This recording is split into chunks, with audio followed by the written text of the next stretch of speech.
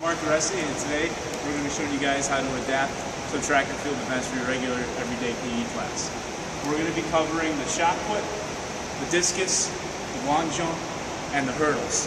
Most of our supplies that we use are just regular household items, so it's really easy to get a hold of these items. And if your school district has, a limited supply of money, this would be perfect. We're going to aim this towards a middle school to a high school grade level, and we're going to be working with children with autism. First, we're going to cover the shot put. Now, to do the shot put, to go through the whole technique, is mostly your lower body.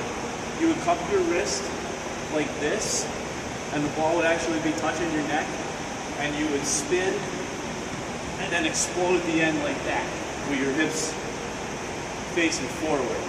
Now, to adapt this for children with autism, we wouldn't use a regular shot put because the boys' shot put for high school is 12 pounds and the girls' shot put for high school and also intermediate school is 6 pounds.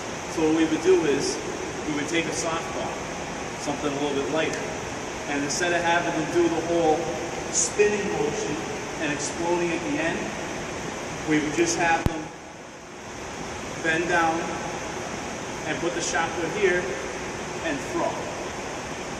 Now, if your students are still having problems holding a softball, don't worry, we got you covered. We're going to use something smaller and lighter, such as a tennis ball. You can have them go from right here, we just put their knees bent and throw it.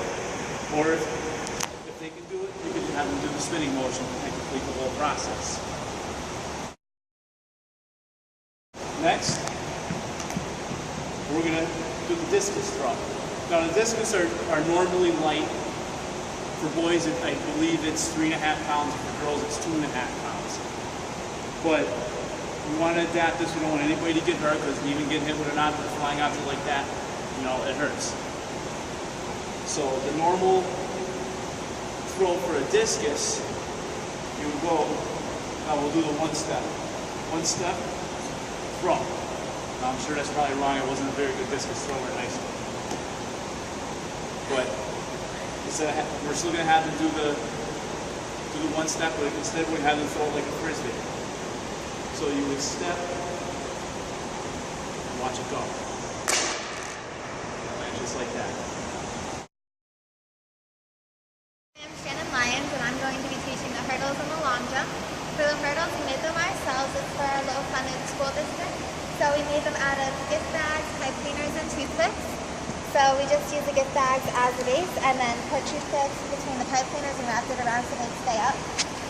So with the hurdles, instead of having them do all the dynamics of running, jumping, and then continuing the running, we're going to have the students run up to the hurdles, come to a complete stop, jump over, stop again, and then run forward. So this way is for safety. And if a student has trouble with that, you can also adapt it to a way where they can just jump up in the air and see it until they get good at that, and then they can put it all together. So what we have to do is run, stop, and then run again.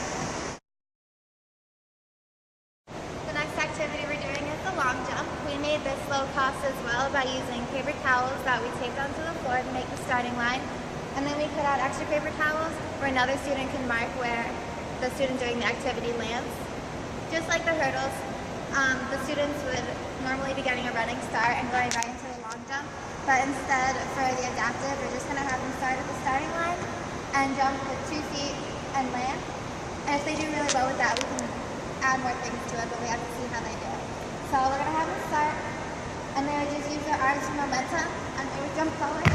And the next student would just mark where they landed. And then if they do well with that, you can add a motion kind of like a basketball layup, where they start and they take a couple steps and they take off and they land.